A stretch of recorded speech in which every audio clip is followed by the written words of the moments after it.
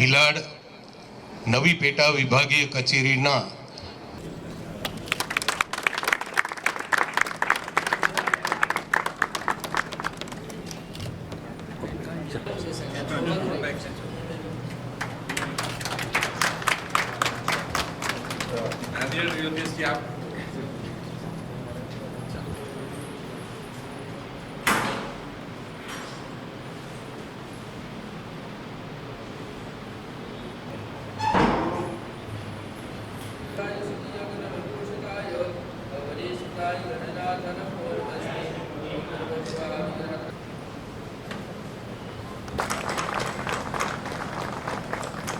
Okay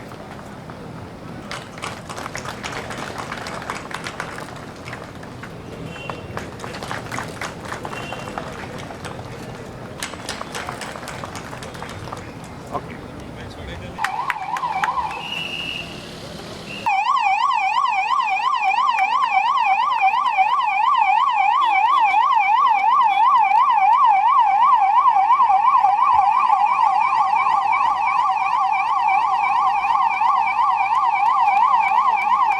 ગુજરાતની ઉર્જાની વાત કરીએ તો આપણો 2002નો જે ધરતીકંપ થયો ત્યાર પછી દેશનું ગુજરાતનું સુકાન નરેન્દ્રભાઈએ સંભાળ્યું.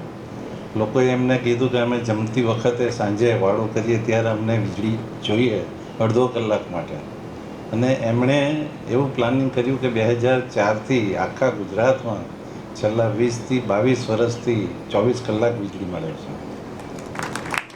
ત્યાર પછી નરેન્દ્રભાઈ દેશના વડાપ્રધાન થયા ત્યારે પણ આખા દેશના લગભગ 18,000 ગામડામાં વીજળી નહીં હતી, અને એમણે કીધું કે આ વીજળી 2 વર્ષમાં જ દરેક ગામને વીજળી મળવી જોઈએ, અને એ પણ એમણે દરેકે દરેક ભારતનું એક પણ ગ્રામ હવે વીજળી સપ્લાય વગરનું નથી.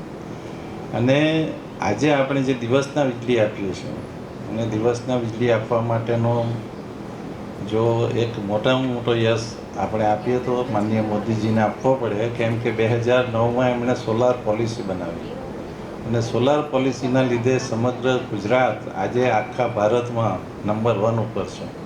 અને એ સોલાર પોલિસીથી આપણે સોલારની જે ક્ષમતા ઊભી કરી છે એ આખા ભારતમાં નંબર 1 છે.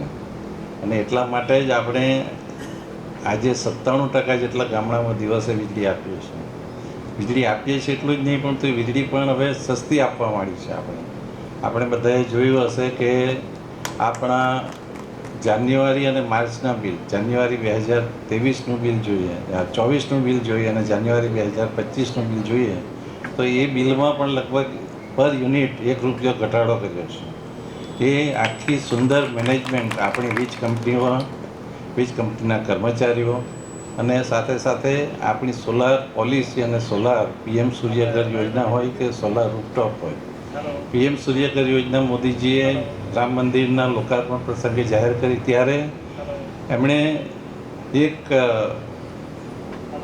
કરોડ ઘરો ઉપર જે આ પ્લાન કર્યું છે એમાં આપણું ગુજરાત 40% સાથે આખા દેશમાં પ્રથમ નંબરે છે. 3 લાખ કરતાં ઉપર ઘરો પર આપણે PM સૂર્યઘર કર્યું છે. અને એમાં વધારાનો એક બીજો ફાયદો આપણે ઉમેર્યો છે કે એમાં કનેક્શન ચાર્જીસ અને મીટર ચાર્જીસના લગભગ ₹3,000 ગુજરાત સરકાર 1 એપ્રિલથી પોતે ભોગવવાની છે. એટલે લોકો સોલાર PM સૂર્યઘર ઉપર જાય એક સુંદર આયોજન છે.